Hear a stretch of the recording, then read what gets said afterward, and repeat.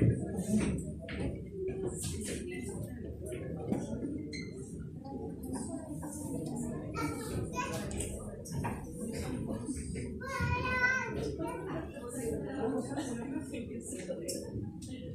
damos gracias al Señor por este nuevo domingo que nos podemos reunir para adorar al Señor, para edificarnos en torno a su palabra y su voluntad, y también poder testificar a aquellos que no conocen al Señor cuando nos ven venir a este lugar a hacer iglesia, a hacer visible el cuerpo de Cristo y mostrar todavía que hay esperanza para aquellos que están en una necesidad de vida eterna. Oramos al Señor para que en su voluntad Él nos permita hoy día también poder mirar atentamente a la palabra del Señor y así aprender de ella cómo vivir y cómo vivir para la gloria de su nombre. El texto que nos va a tener ocupado es el capítulo 12 del libro de Hebreos, desde el versículo 12 al 17. Y ahí está, muy bien, gracias. Y es un pasaje no muy extenso, gracias a Dios, pero también lleno de mucho contenido, como siempre la palabra del Señor, viva y eficaz, como el mismo libro de Hebreos nos enseña. Así que vamos a tener un tiempo de orar al Señor y luego ir a nuestro mensaje de esta mañana.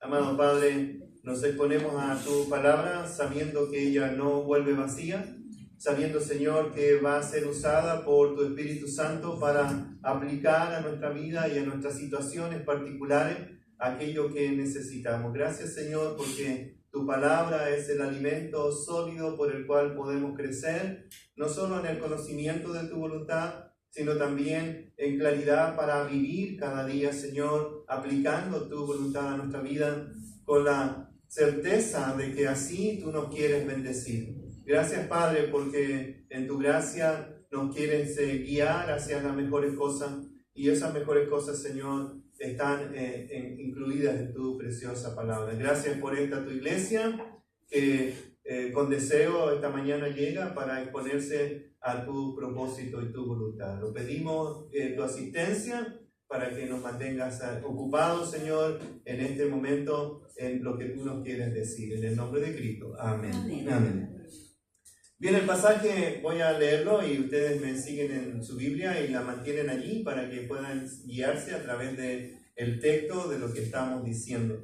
Dice Hebreos 12, versículos 12 en adelante: por lo cual, levantad las manos caídas y las rodillas paralizadas y haced sendas derechas para vuestros pies, para que lo cojo no se salga del camino, sino que sea sanado. Seguid la paz con todos y la santidad, sin la cual nadie verá al Señor. Mirad bien, no sea que alguno deje de alcanzar la gracia de Dios, que brotando alguna raíz de amargura os estorbe y por ella muchos sean contaminados.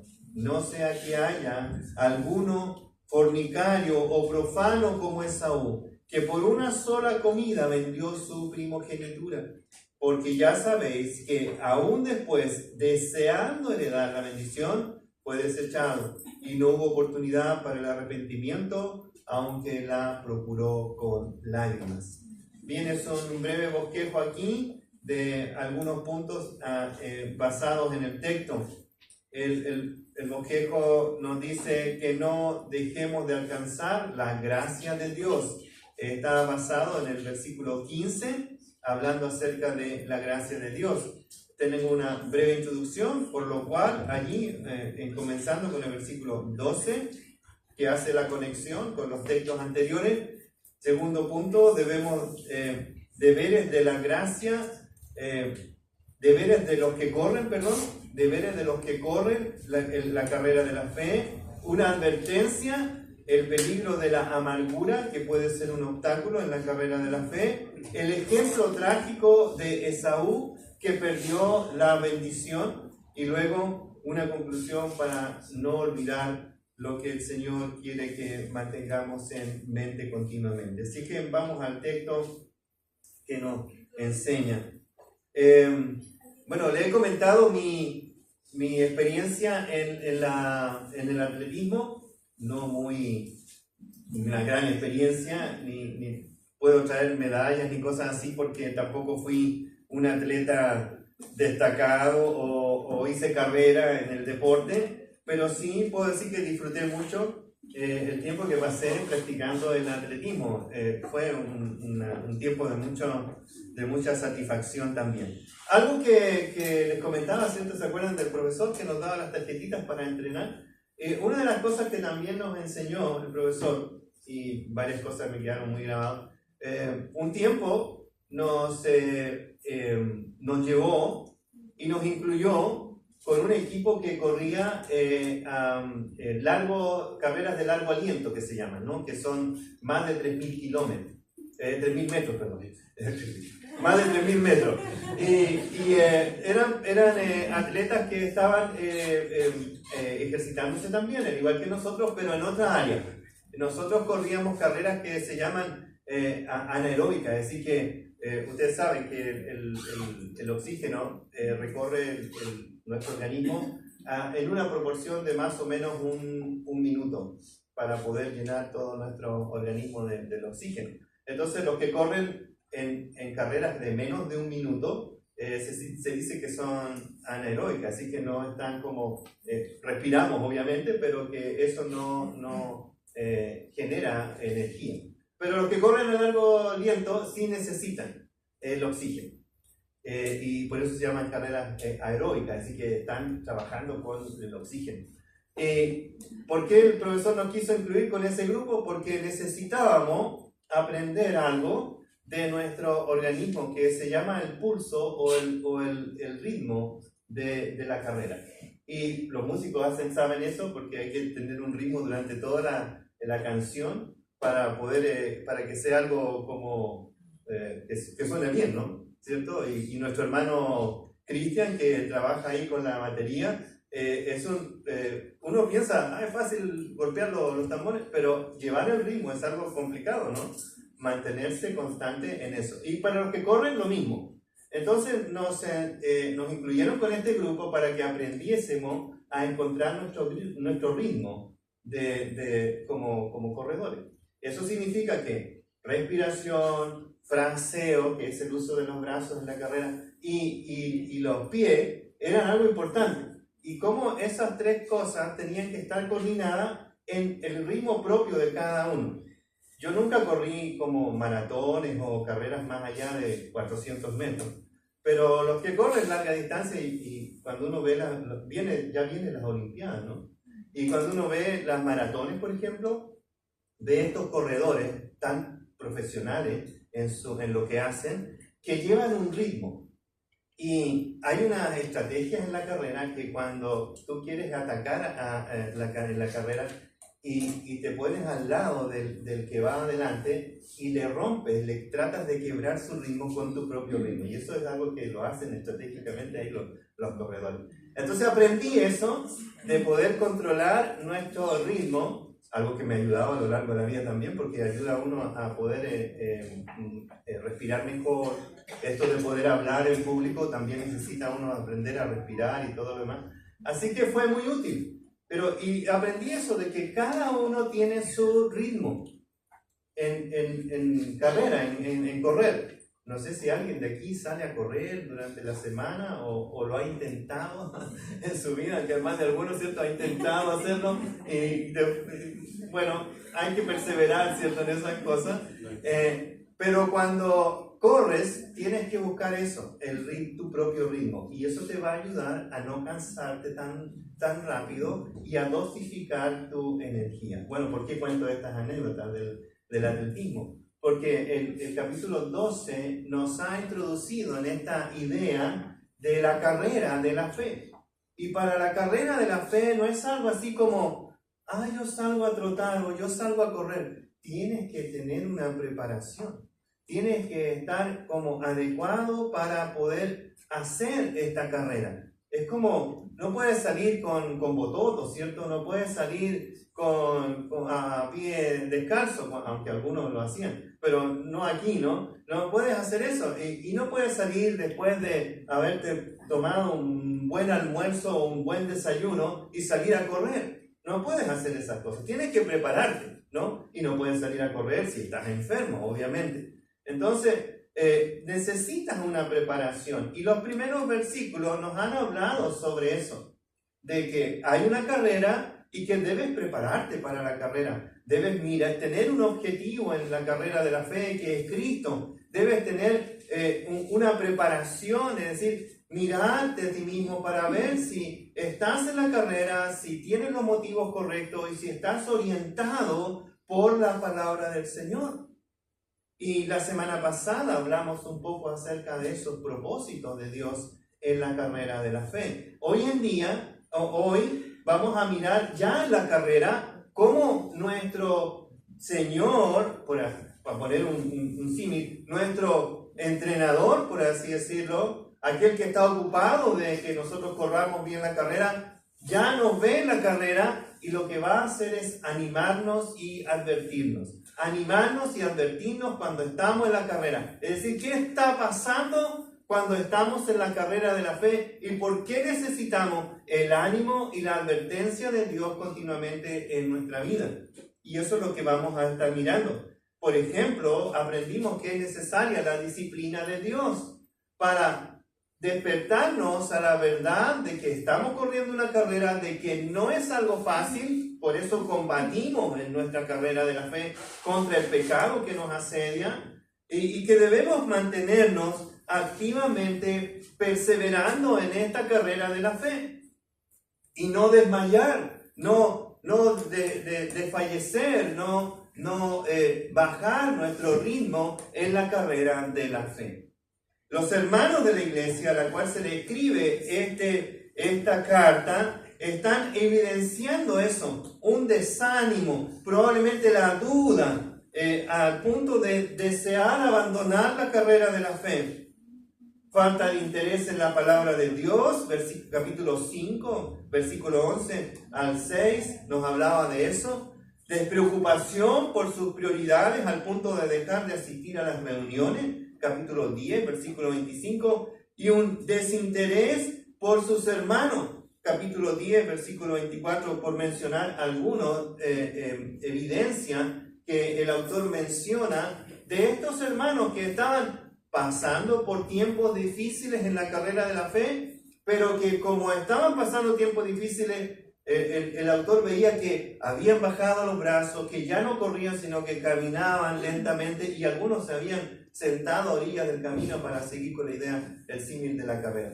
Y entonces él escribe esta carta pastoral para animarlos. Y en este pasaje, aunque es duro, y va a seguir un poquito más duro, es de ánimo. Es de ánimo. Y es de ánimo para que no flaquees, para que perseveres, para que te anime a retomar la carrera de la fe. A retomar la carrera de la fe. Así que el primer punto que tengo aquí es que debemos tomar en cuenta los deberes de los que corren la carrera de la fe, versículos 12 al 14. Y son imperativos aquí en estos pasajes, es decir, son mandatos. Y a veces necesitamos que nos digan lo que tenemos que hacer, ¿sí? A veces necesitamos claramente que nos digan, oye, levanta las manos, levanta las rodillas. Hazlo, porque si no, vas a desfallecer o no vas a avanzar y no vas a terminar tu carrera bien. Así que es un deberes aquí, es un imperativo de parte de Dios hacia nosotros, los que estamos en la carrera de la fe. No nos olvidemos de perseverar, de mantener el ritmo de la carrera, de levantar las manos caídas, las manos caídas y las rodillas paralizadas. No te desanimes en la carrera de la fe. Como un entrenador, el autor le dice a sus compañeros, seguidores de Jesús, que se animen y se mantengan activos en la carrera de la fe. Les había dado muchas razones para ser fortalecidos en el Señor y no desanimarse, pero ahora ha llegado al punto de animarlos en la carrera. No solo les da el plan de cómo deben correr, sino ahora los anima en el proceso. La imagen entonces evoca a un corredor que está en un momento de su carrera fatigado y que debe recordar, que debe mantener su ritmo, que debe recordar las disciplinas que ha adquirido, que debe recordar su entrenamiento en las pruebas que Dios le ha provisto. Entonces, en esta imagen de la carrera de la fe, es que el Señor nos quiere recordar que muchas veces, en ocasiones, vamos a descuidarnos, nos vamos a deslizar o deseamos incluso abandonar la carrera por la presión o por el cansancio de las situaciones que nos rodean o el pecado que nos asedia tanto desde fuera hacia nosotros o desde nosotros hacia nuestra propia vida, desde nuestras pasiones y nuestros deseos que a veces desordenadamente se agolpan sobre nuestros deseos de mantenernos firmes en la carrera de la fe. En ocasiones necesitaremos ser animados y advertidos por Dios. Y Dios a veces nos anima y nos advierte no solo a través de su preciosa palabra, sino que a través también de otros hermanos y hermanas que corren con nosotros la carrera de la fe. En este momento de la carta, el autor no solo está enfocado en el individuo que corre la carrera, sino que está enfocado también en los que corren la carrera, en plural, es decir, todos los que estamos involucrados en la carrera, porque hay una realidad que no debes perder de vista, y es que no corres solo, ¿sí? Hay una multitud de testigos que están animándonos a través de su testimonio, ¿se acuerdan ustedes? Capítulo 11, y luego el Señor nos promete estar con nosotros todos los días hasta el fin del mundo.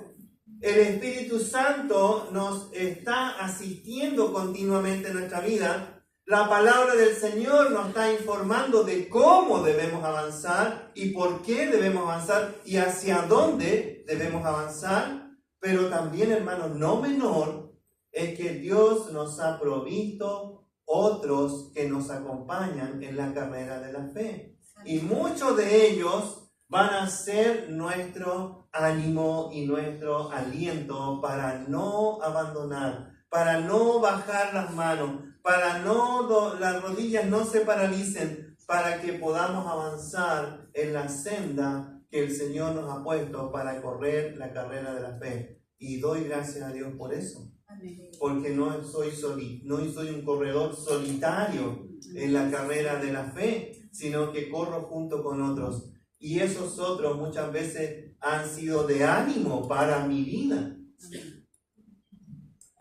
Y en otras ocasiones, el Señor te impulsa para que tú seas de ánimo a aquellos que en la carrera de la fe están flaqueando.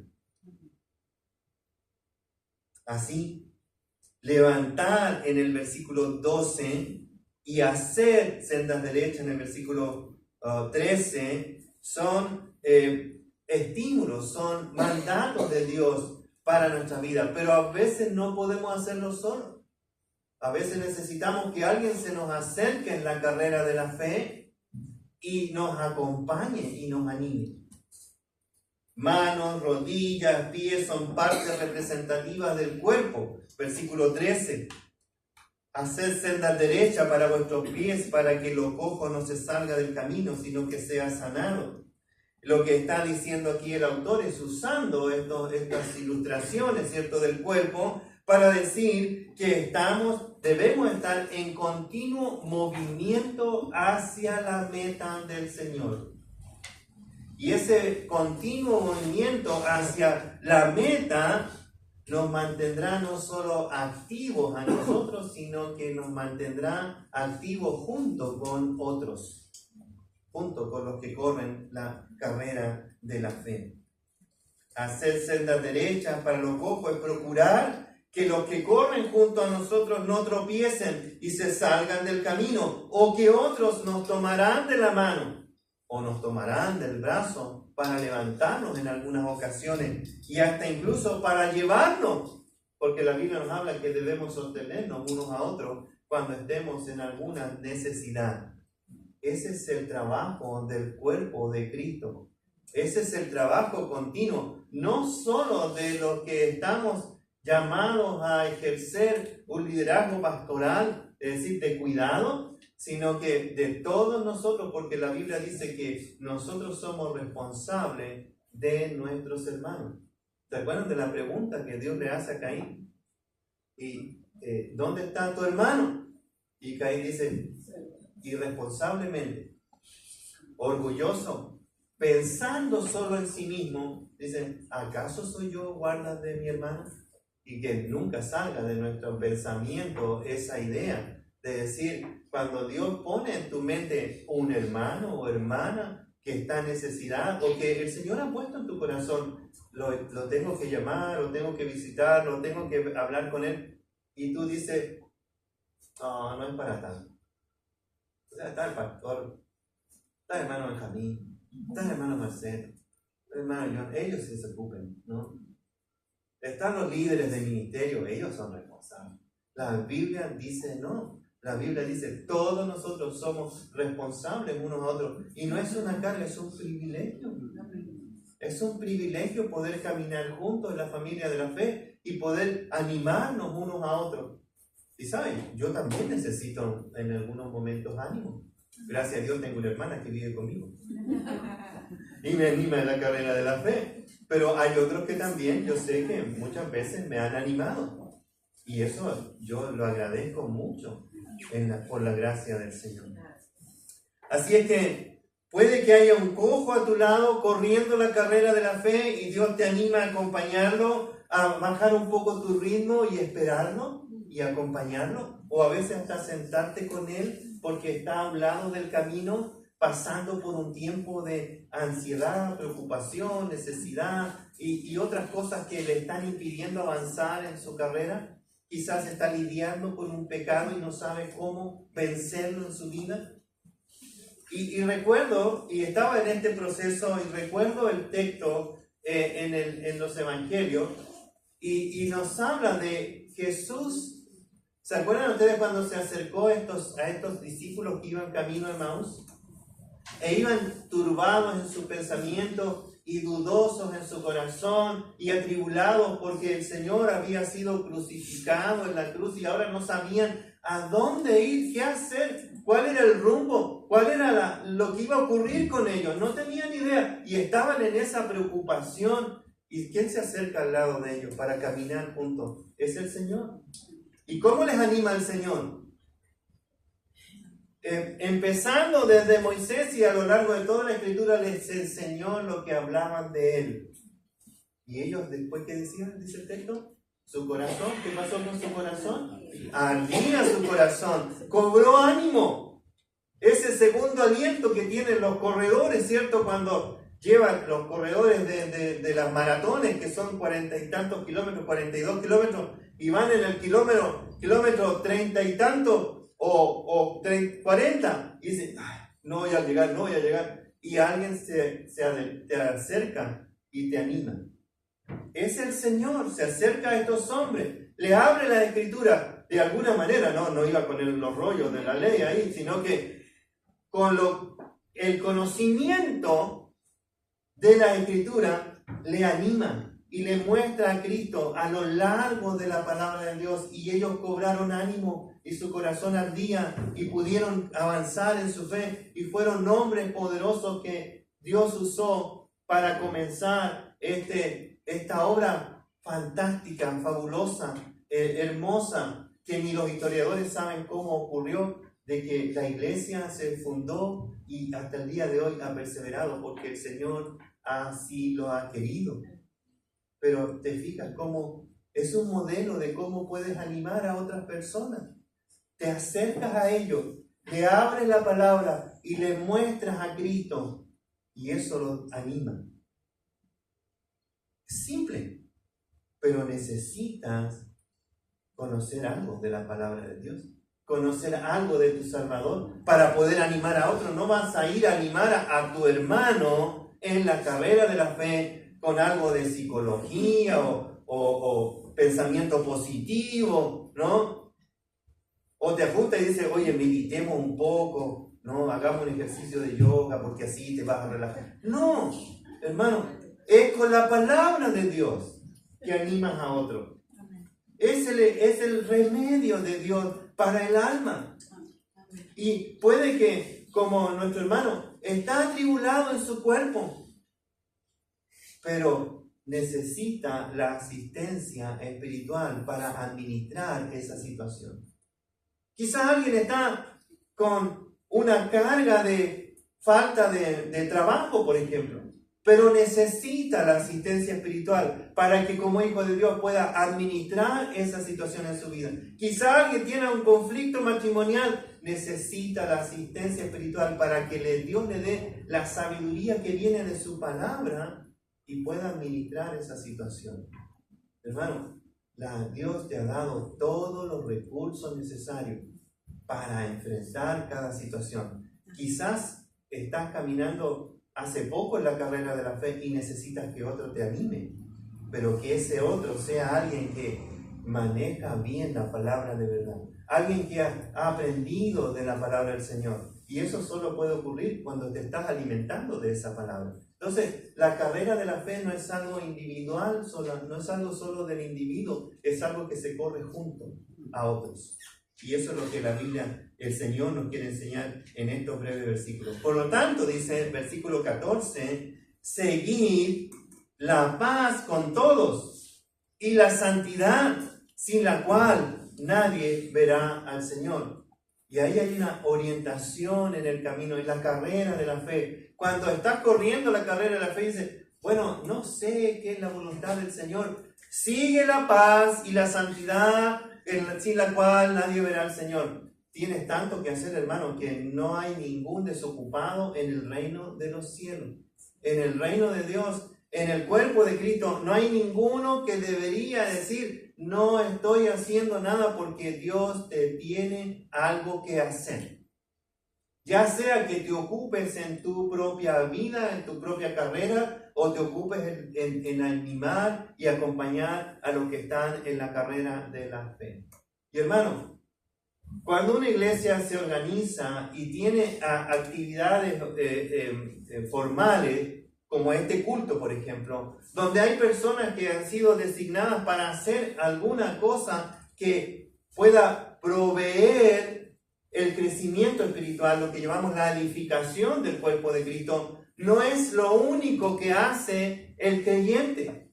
Porque si fuese que Dios quiere que solo los que tienen alguna actividad formal son la gente que está activa en el cuerpo de Cristo, eso lo habría dejado claramente establecido. Pero lo que dice la palabra de Dios es que todos en el cuerpo de Cristo deben estar activamente ocupados unos de otros. Ya sea en lo formal, cuando estamos aquí predicando la palabra del Señor, o enseñando en un estudio bíblico, o en algún momento que nosotros como iglesia hemos designado necesario para aprender, como los ministerios o los cultos. Pero también, hermano, un gran porcentaje de la actividad de la iglesia se hace de manera informal. Usted mire, haga un pequeño ejercicio y diga, ¿cuánto se ocupa usted en hablar por el celular con una persona? ¿2 minutos? ¿3 minutos? Cuando ya son más de 4 o 5 minutos, ya estás ocupando mucho tiempo, dices tú, ¿no? Pero si pudieran poner en tu agenda, llamar a un hermano en la semana, tiene tantas horas la semana, llamar a un hermano en la semana, durante 3 minutos para animarlo, o por último preguntarle, hermano, ¿sabe qué? Estoy pensando en usted y no sé qué orar. ¿Usted me puede ayudar? Deme algún motivo para orar por usted.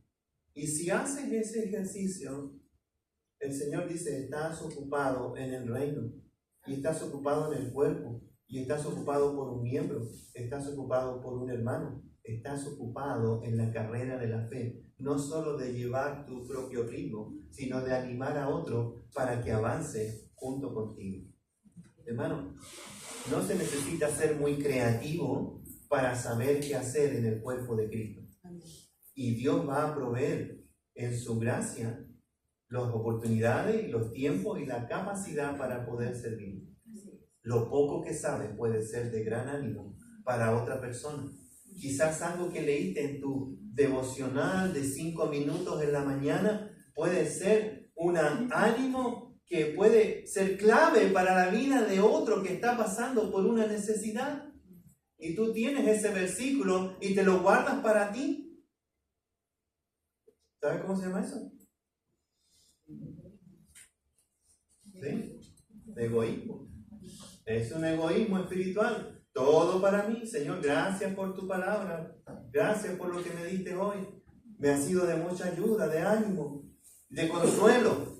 Gracias, Señor, por eso. Y después Dios te empieza a poner personas en el camino y uno dice, y te olvida de que tienes algo tan precioso que compartir. Y lo digo por experiencia, nos ha pasado a todos nosotros, ¿no? Eso se llama egoísmo. Estamos tan enfocados en nosotros, incluso en nuestra relación con el Señor, que nos olvidamos que corremos una carrera junto con otros. Ahora, el autor nos va a animar a través de la advertencia. Y toma este camino, el pasaje, que parece ser como, ya se puso serio, o no, como nos va a golpear por la palabra, pero también es de ánimo, hermano. Cuando se nos advierte, no es para mal, es para nuestro bien. Como ya aprendimos, Dios nos disciplina, y a veces la disciplina al presente parece ser algo de tristeza, pero al el futuro es de sumo gozo. Cuando alguien viene y nos advierte, ¿sabe qué, hermano? Yo a veces, alguien me viene y me advierte y me dice algo. El pastor, a lo mejor usted podría, o directamente me dice, el pastor usted está, ¿no? Cualquiera de esas formas que tome la advertencia debe ser sabio y ponderarlo. Es decir, evaluar si algo de esa percepción del hermano tiene validez, y no simplemente desecharlo como, él está equivocado, o no, es una percepción errónea, o mire lo que dice de mí, no estoy de acuerdo con eso. No, evalúe algo. El Señor puede que esté usando esa advertencia y después el Señor te va a recordar eso. Cuando digas, Señor, no sé qué hacer en esta necesidad, y Él te va a decir, ¿no te mandé un hermano que te advirtió? ¿No? Como esa broma evangélica que cuentan de que el que estaba ahogándose, ¿cierto? Y clama a Dios, le dice, Señor, sálvame. Y llega un bote, le dice, te llevo. No, el Señor me va a salvar. Y después viene ¿cierto? Y viene el helicóptero y dice, no, el Señor me va a salvar. Y se ahogó. Porque no vio que Dios le envió ayuda en forma de personas. Y a veces estamos tan enfocados en nosotros y nuestro orgullo de que creemos que corremos una carrera solos, que cuando Dios nos envía ayuda la desechamos. Y claro, a veces es una ayuda de advertencia, algo que nos duele, y la Biblia dice que el que ama a veces hiere. Es como cuando cuentan esta ilustración, ¿no? Yo solo la repito. Cuentan esta ilustración de que hay un padre con su hijo en la esquina para cruzar la calle, y está en rojo, y el hijo se suelta de la mano de su padre y quiere cruzar, y el padre hace una acción que es dolorosa, lo toma de donde puede, quizás del pelo, de la oreja, de donde le va a doler al hijo, pero le va a salvar la vida. Y a veces ocurre eso con nosotros. Entonces la advertencia que viene puede ser dolorosa para algunos, y diga, eso no es para mí. Pondere lo que viene de la palabra del Señor. Mirad bien, dice, mirad bien, presta atención, porque en la carrera de la fe debes prestar atención a las señales. Mirad bien, no sea que alguno deje de alcanzar la gracia de Dios, que brotando alguna raíz de amargura os estorbe, y por ella muchos sean contaminados. Aquí el autor incluye los dos aspectos, el individual y el aspecto colectivo de la carrera de la fe. Mira bien, No sea que tú te desvíes o pierdas y dejes de alcanzar la gracia de Dios, pero que también eso sea un detrimento, un estorbo para los otros. Así que no solo miras por ti mismo, no solo eres responsable delante de Dios por tu propia vida, de cómo corres la carrera, también eres responsable de los otros que te están mirando cómo corres la carrera. Si la corres de manera legítima, si la corres de manera que es estimulante para otros. Y por eso dice, mirad bien, no solo por ti, sino mira bien por otros, al igual que por ti. Creo que este es el versículo clave de esta breve porción, porque nos muestra el propósito de los que corren la carrera. ¿Y qué es el propósito? Alcanzar la gracia de Dios. Y aunque es una palabra muy común en nuestro vocabulario como hijos de Dios, incluso se ha vuelto muy común en los nombres de las iglesias, ¿cierto? Los que quieren ser bíblicos, normalmente a su iglesia le agregan la palabra gracia, ¿no? La iglesia tanto de la gracia. Y eso hace que como que tenga como cierto como respaldo espiritual, ¿no? La iglesia Villa Los Ríos de la gracia de Dios. Pero ¿cómo definimos la gracia? Y ahí uno entra en una pequeña como dificultad intelectual o teológica. ¿Cómo defines la gracia de Dios? ¿Cómo se ve la gracia de Dios? Porque algunos han definido la gracia de Dios como ese elemento necesario e indispensable para la salvación. Y es cierto. Pero si en este texto solo defines la gracia de Dios en ese contexto, podrías pensar, como algunos, de que la salvación se pierde porque algunos no han alcanzado la gracia de Dios. Están en la carrera, no alcanzaron la gracia y entonces perdieron la salvación. Y muchos interpretan así este texto. Pero, cuando entendemos la gracia de Dios como uno de sus atributos, primero, es uno de los atributos de Dios. Segundo, que la gracia de Dios es ese atributo que motiva a Dios el querer bendecirnos, a todos nosotros. Es la gracia, es el atributo de Dios que motiva a Dios el querer bendecirlo, aun cuando no lo merecemos. Es como, para dar un pequeño ejemplo, es como los que van por la calle o van en vehículo y paran en el semáforo y una persona se acerca para pedirle una limosna o algo de dinero. ¿Y qué haces tú? A veces le das. Eso no es gracia, eso es misericordia. Es como tienes compasión de la persona. Pero la gracia sería que tú le dices, te acercas a él, le hablas, sabes de la vida de él y luego dice, ¿te llevo a mi casa? ¿Quieres pasar un tiempo conmigo? ¿No? ¿Te puedo ayudar? La gracia va más allá del momento. Es algo que está continuamente presente en la relación con Dios. No solo para salvarnos, que es un elemento fundamental, la gracia de Dios para salvar, pero también luego para permanentemente querer bendecir nuestra vida.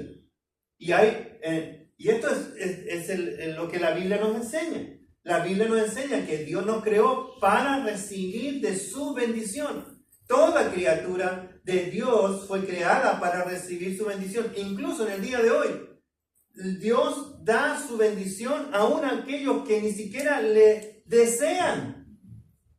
Es lo que en teología se llama la gracia común. Es que hace salir el sol sobre buenos y malos, que la lluvia cae sobre todo, que Él dispensa su gracia para que sostener todas las cosas. Pero también la gracia particular, que se llama así, la gracia especial que Dios dispensa hacia sus hijos. Y en ese ambiente es donde el texto está escrito, en ese ambiente es donde la motivación del capítulo 12 está orientada. Es decir, que Dios, una vez que te ha salvado por gracia, quiere bendecirte por pura gracia. Porque te ha hecho tu hijo y luego quiere darte lo que un padre amoroso desea para su hijo. Dios te quiere bendecir porque te ha hecho su hijo. No solo la bendición común, respirar, vivir, poder usar tu sentido, sino que la bendición especial que Dios ha preparado para sus hijos.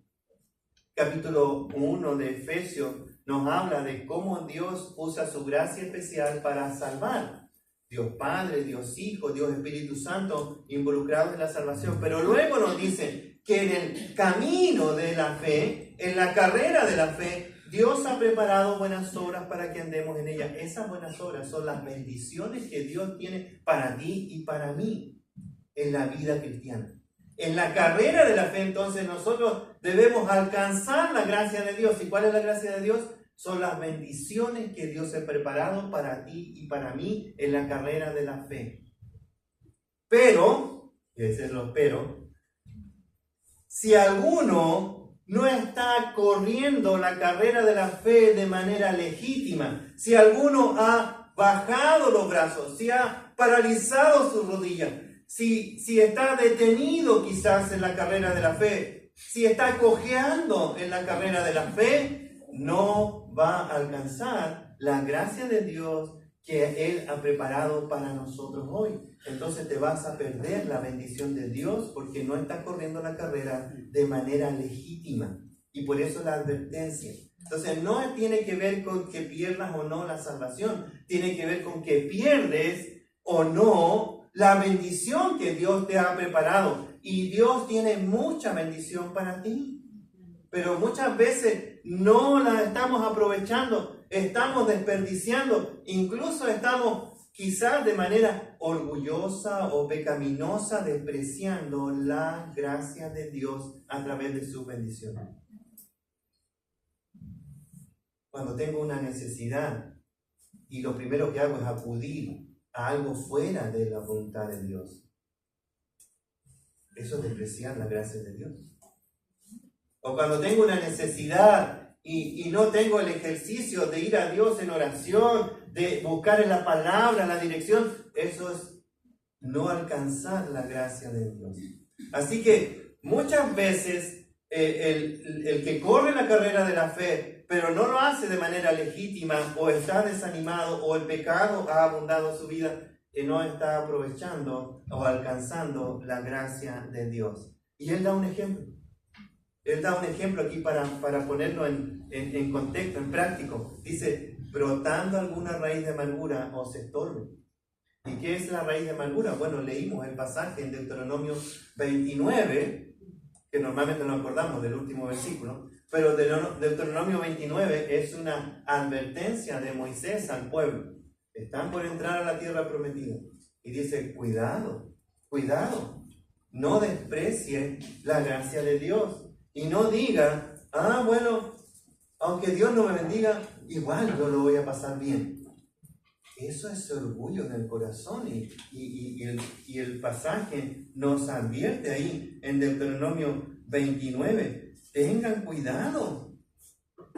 Porque cuando desprecias eso, la raíz de amargura puede estar en tu corazón. Y es una raíz porque nosotros llamamos eso en el contexto de la consejería bíblica, llamamos eso a pecados que son de base.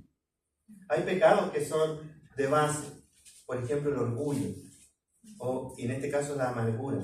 Y esos pecados de base que hacen, dan fruto. A veces el orgullo se expresa de maneras como violentas, como enojo, ira, griterías o maledicencias, como dice la palabra, o a veces se expresa de manera como muy subterránea, como de la autocomiseración, como andando sintiéndonos víctimas para que todos se preocupen de nosotros. El orgullo se manifiesta así, porque es un pecado de base, da frutos. Aquí la raíz de amargura también da frutos. ¿Se acuerdan ustedes de Noemí? Cómo ella entró la raíz de amargura en su corazón y evaluó las cosas que estaba viviendo a la luz de sus sentimientos. Eso hace la amargura, se enfoca en sí mismo, que también es un tipo de orgullo. La amargura se enfoca tanto en sí mismo que se olvida que hay otros a tu lado. Se enfoca tanto en sí mismo que incluso se olvida de Dios, y cuando se acuerda de Dios es para quejarse de Dios. No se queja delante de Dios y no se queja de Dios. Hay una gran diferencia. Mira los salmos. Hay salmos que uno dice, pero ¿cómo el salmista se queja de que Dios le hizo esto? Se queja delante de Dios, pero no se queja de Dios. La amargura se queja de Dios, como Noemí. Dice, Dios me puso aquí, Dios me hizo esto. ¿Se acuerdan ustedes cuando ella contaba su testimonio cuando volvió a su pueblo? La amargura hace eso. Y la amargura es algo que no solo bebes tú, sino que le das a beber a otros.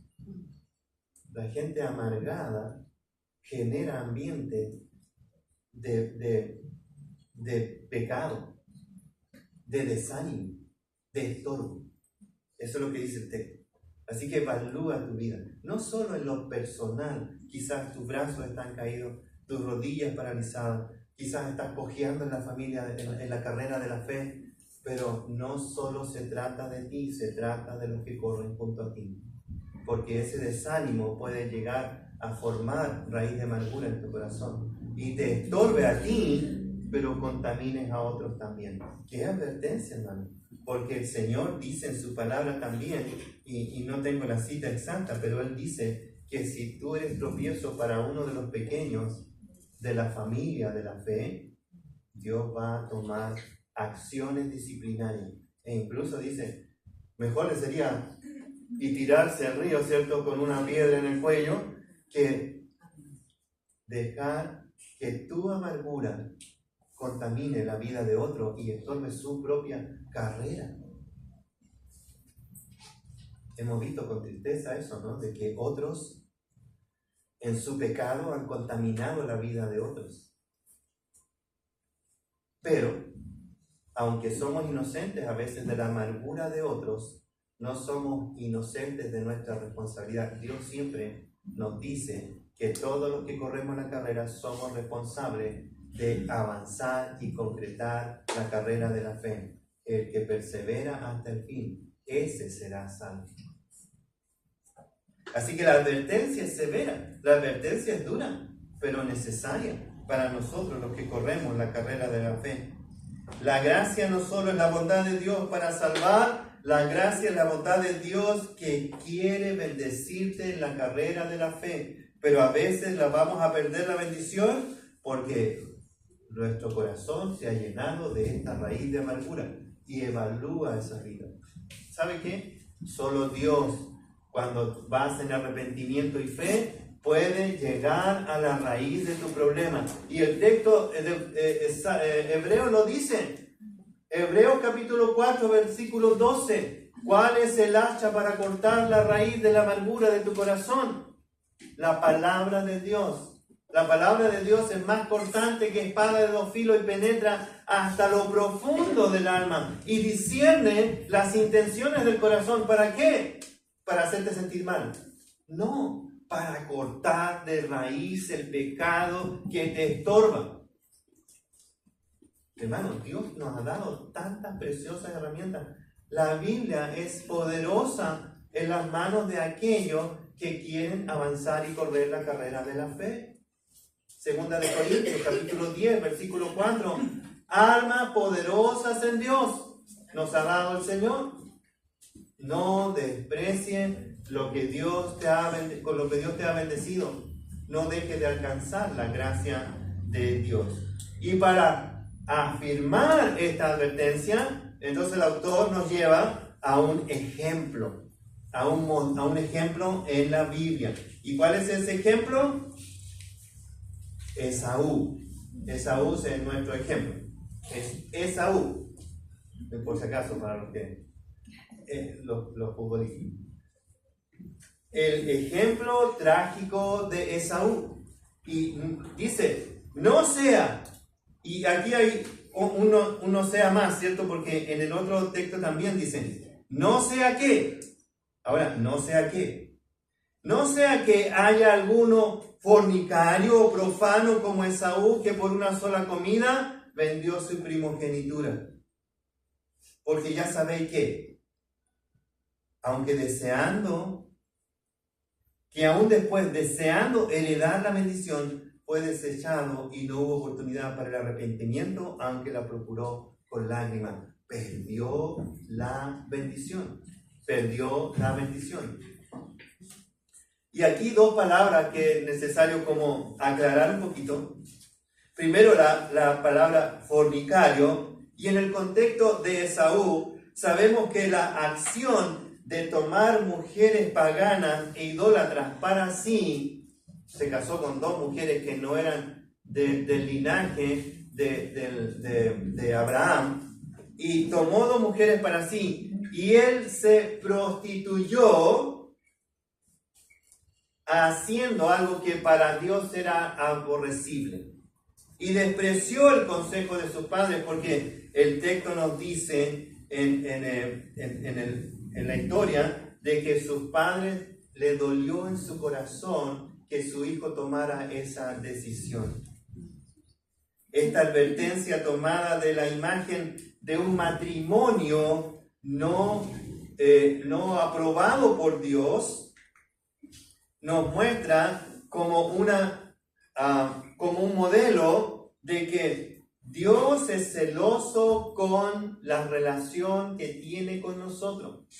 Porque según 2 Corintios capítulo 11, versículo 2, Pablo dice que Dios nos ha casado con Cristo, que estamos casados con Cristo, para ejemplificar que nuestra relación con Dios debe estar exenta de adulterio o fornicación, nuestra relación con Dios. ¿Y qué está diciendo eso? Bueno, es lo mismo que en el sentido práctico, traer a un tercero a la relación. Y eso en la Biblia se llama idolatría. Traer a un tercero a la relación con Dios. Es decir, la Biblia claramente nos dice, no tendrás dioses ajenos delante de Dios. Y cuando nosotros en la carrera de la fe bajamos los brazos, nuestras rodillas se paralizan, cojeamos en el camino de la fe, hay raíz de amargura que brota en nosotros, es que estamos poniendo atención a aquel que no es nuestro Dios. Y eso dice la Biblia, es fornicación. Cuando dialogas, cuando te relacionas, cuando tienes intimidad con el pecado o con otras cosas que para Dios no contaminan la relación contigo y estorban la vida. Profano tiene que ver con el aspecto religioso. Profano, y me estoy poniendo nervioso porque los niños ya están bajando. Profano tiene que ver con el aspecto de que cuando Dios nos separa del mundo, dice que hace con nosotros, nos santifica, que somos santificados. Cuando Cristo nos salva, no solo hace un proceso de quitarnos la culpa y la condenación, también nos da de su justicia. Y Dios nos aparta para sí en Cristo. Y por lo tanto, la Biblia dice que tú y yo somos santos delante de Dios. No santo en el sentido de que exento de pecado, pero santo en el sentido de que somos separados para Dios para usos santos, sagrados. Sí, antónimo de profano.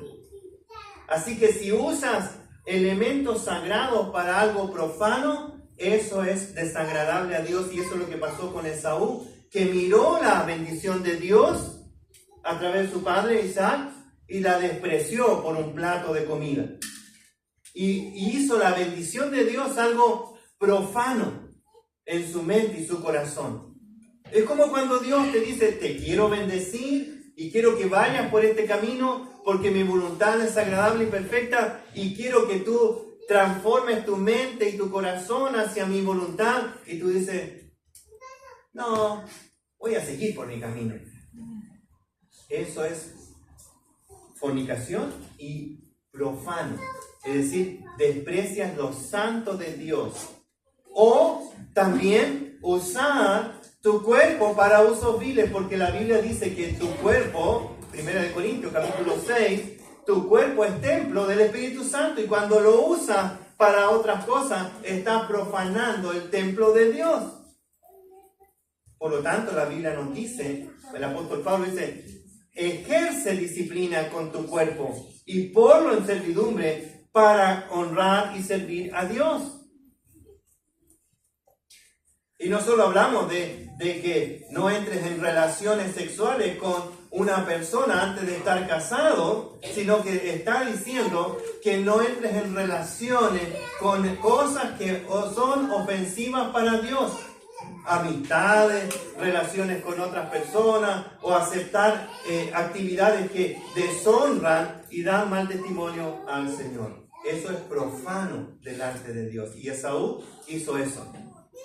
Aceptó convivir con mujeres que no eran honrosas para Dios porque traían sus ídolos y rechazó la bendición de Dios por un plato de comida. Él estaba más enfocado en sus sentidos, en sus pasiones, en alimentar su carne que en perseguir la gracia de Dios, en alcanzar la gracia de Dios. Y aunque Jacob, y voy a defender a Jacob, y aunque Jacob lo hizo de manera no muy agradable para Dios, no legítima para Dios, pero él persiguió la bendición. Él persiguió la bendición de Dios. ¿Y la alcanzó? Sí, porque Dios se lo había prometido antes que él naciera. Y alcanzó la bendición de Dios. Y a la larga, él vio la bendición de Dios en su vida, porque fue el padre de muchos, de la tribu de todas las tribus de Israel. Y él es considerado junto con Abraham, Isaac y Jacob como padres de Israel. Él alcanzó la bendición, la persiguió. Ahora, podemos conversar sobre los métodos, pero tenía ese deseo en su corazón, a diferencia de Saúl. No le importó, la desechó, la desperdició, la desaprovechó, y aunque la procuró después con lágrimas, no la recibió.